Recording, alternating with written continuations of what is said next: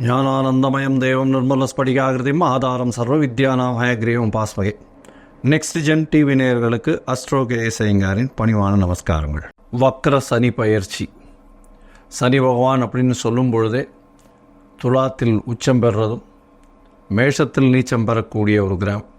துலாத்தில் உச்சம் பெறுறதுனால சமமாக பார்க்கக்கூடியவர், நன்மை தீமை ரெண்டு விஷயத்தையும் சமமாக கொடுக்கக்கூடியவர். அது தவிர உங்களுடைய கர்மாவுக்கு ஏற்றாற்போல் கர்ம பலன்களை கொடுக்கக்கூடியவர். சனி பகவான் அப்படின்னு சொல்லும்போது மகர கும்ப ராசிக்கு அதிபதியாகவும் காலபுருஷ தத்துவத்தின் 10-11 வீடுகள், அதாவது தொழில் ஸ்தானம் மற்றும் லாபஸ்தானத்திற்கு அதிபதியாகவும் சொல்லப்படுறது.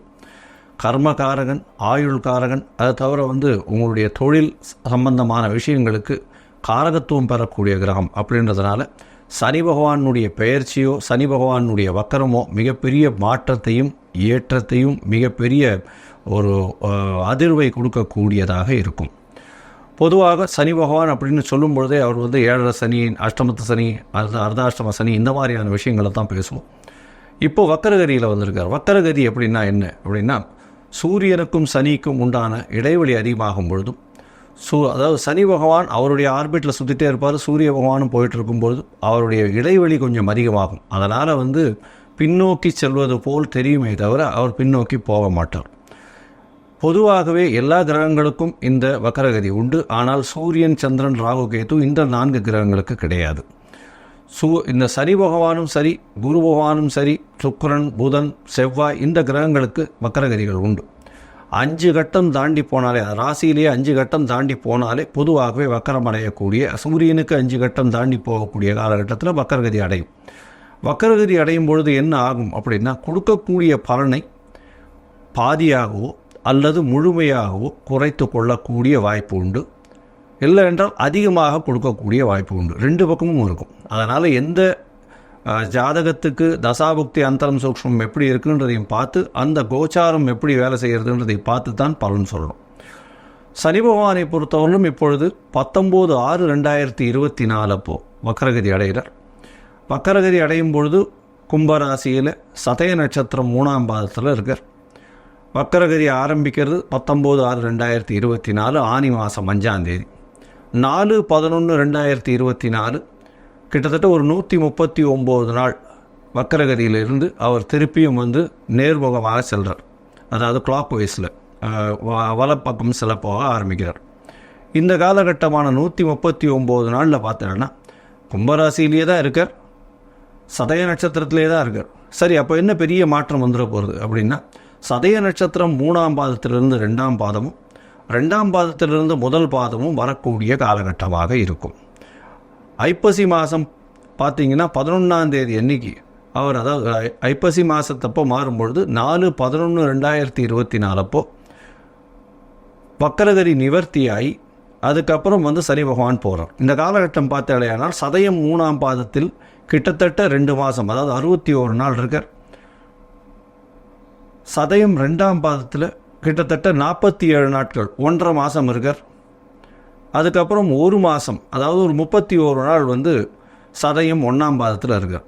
அதனால் பலன்கள் சொல்லும் பொழுது இந்த 3 விஷயங்களை வைத்து பலன்களை சொல்லுவோம். இது எப்படி சிறந்ததாகும் அப்படின்னா, நவாம்ச கட்டத்தில் போகும்பொழுது சதயம் 3ஆம் பாதம் கும்பத்திலையும், சதயம் 2ஆம் பாதம் மகரத்திலையும், சதயம் 1ஆம் பாதம் தனுசுலையும் வரும். எதனால் நவாம்ச கட்டம் முக்கியம் அப்படின்னா, நவாம்ச கட்டத்தில் பார்வை பலன்கள் கிடையாது, அதிக்பலம் அதெல்லாம் கிடையாது.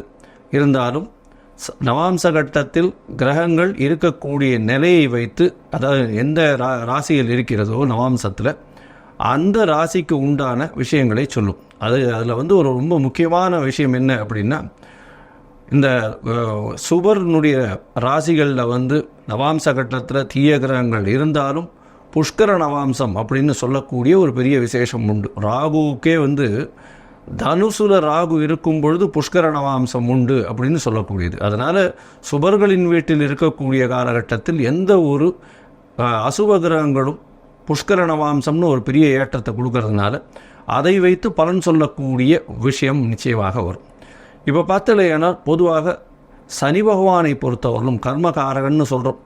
இந்த கர்மகாரகன், ஆயுள்காரகன், வேலைக்கு ரொம்பவும் முக்கியமானவர், தொழிலில் அபிவிருத்தி, தொழிலில் ஏற்றம் இறக்கம் இது எல்லாத்தையும் சொல்லக்கூடியவர். இந்த சனி பகவானுக்கு என்னென்ன பிரீத்திகள் பண்ணலாம்? சிலருக்கு சனி பகவான் சரி நல்லபடியாக இருக்க மாட்டார், அவருக்கு என்ன பிரீத்தி பண்ணலாம் அப்படின்னா, அருகில் இருக்கக்கூடிய எளிய பரிகாரம்னு சொல்லக்கூடியது முதல்ல அவருடைய காயத்ரி மந்திரம் சொல்கிறது. அதாவது ஓம் காகத்வஜாய வித்மஹே கட்கஹஸ்தாய தீமஹி தன்னோ சனி பிரசோதயாத்து அப்படின்றதும், ஓம் காகத்வஜாய வித்மஹே கட்கஹஸ்தாய தீமஹி தன்னோ சனை பிரசோதயாத்து அப்படின்றது. இதில் ஏதாவது ஒரு மந்திரத்தை ஒரு நாளைக்கு 8 தரம் ஜெபம் பண்ணுறது மூலியமாக சனி பகவானுக்கு உண்டான தொல்லைகளிலிருந்து விடுபடலாம்.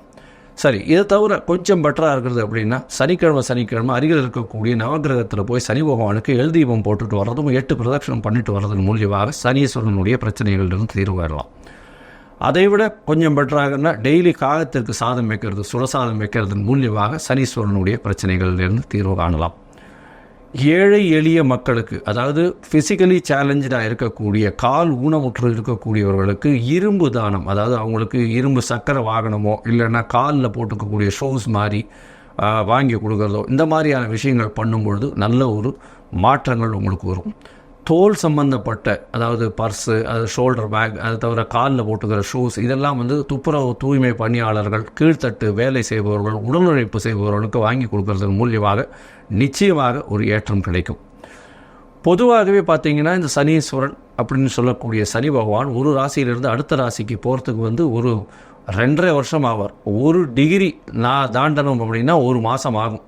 அதனால தான் சனி பகவானை பொறுத்தவரையிலும் பார்த்தோம்னா 7.5 சனின்னு சொல்லும்போது 3 கட்டத்தில் 3 ராசியில் போகிறத நம்ம ஒரு ராசிக்கு 2.5 வருஷம் கணக்கு பண்ணி 7.5 மாதம் சொல்கிறோம், 7.5 வருஷம் சொல்கிறோம். இப்போது கிட்டத்தட்ட 139 நாள் அவர் வக்கரகதி அடைஞ்சு திருப்பியும் வக்கர நிவர்த்தியாகி 139 நாள் வக்கரக நிவர்த்தியாகிறார். அதாவது 4/11/2024 வக்கர நிவர்த்தி. இந்த காலகட்டம் வரலும் சனி பகவான் இருக்கக்கூடிய நட்சத்திர பாதத்தில் என்னென்ன விளைவுகளை மாற்றங்களை ஒரு ராசிக்கும் ஏற்படுத்தி செய்வார் அப்படின்றத ஒரு ராசியாக மேஷம் முதல் மீனம் வரை இப்போ பார்க்கலாம். அதற்கு முன்னாடி என்னுடைய மொபைல் நம்பர் கீழே ஸ்க்ராலிங்கில் போயிட்டு இருப்போம். உங்களுக்கு அஸ்ட்ராலாஜிக்கல் கன்சல்ட் தேவைப்பட்டதுன்னா எனக்கு ஃபோன் பண்ணுங்க. என்னுடைய கட்டணம் என்னென்னு சொல்கிறேன்.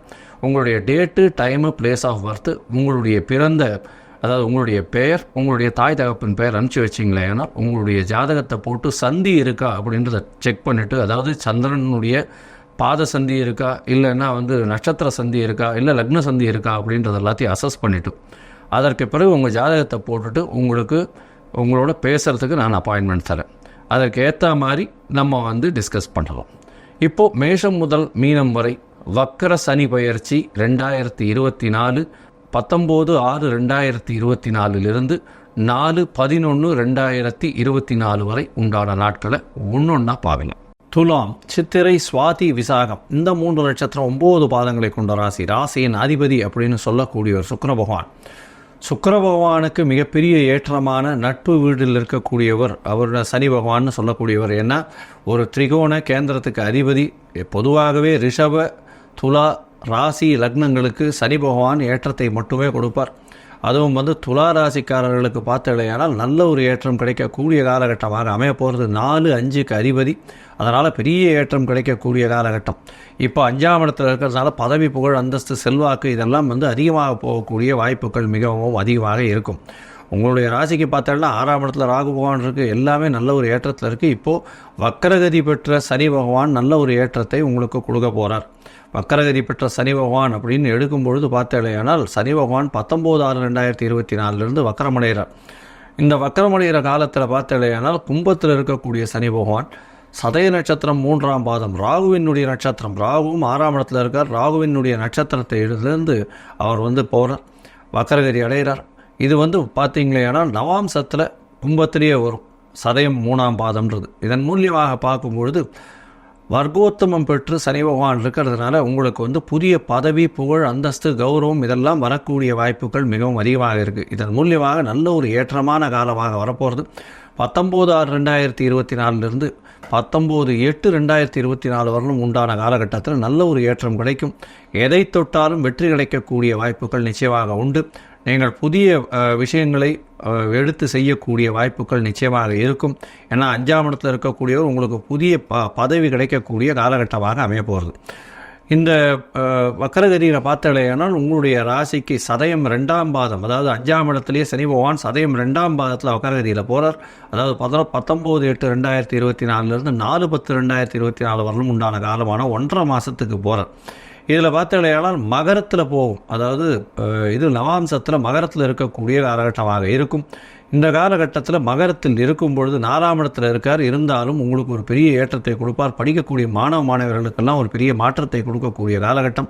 தாயின் உடல்நிலையில் சற்று கவனம் தேவையாக இருக்கும். இருந்தாலும் மிச்ச எந்த ஒரு விஷயத்துக்கும் பிரச்சனை இருக்காது.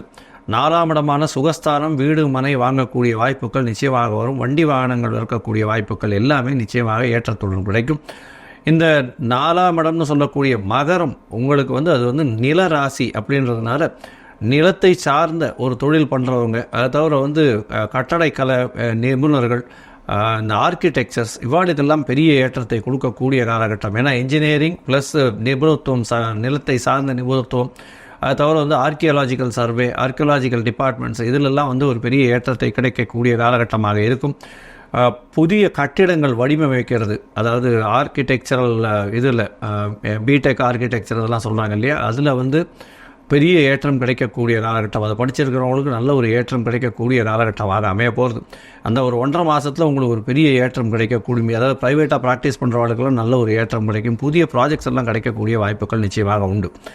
உங்களுடைய ராசிக்கு பார்த்தோம்னா 5ஆம் இடத்துல இருக்கக்கூடிய சனி பகவான் சதயம் 1ஆம் பாதத்தில் போகிறார் வக்கரகதியில். சதயம் 1ஆம் பாதம் அப்படின்றது தனுசுல வரும்.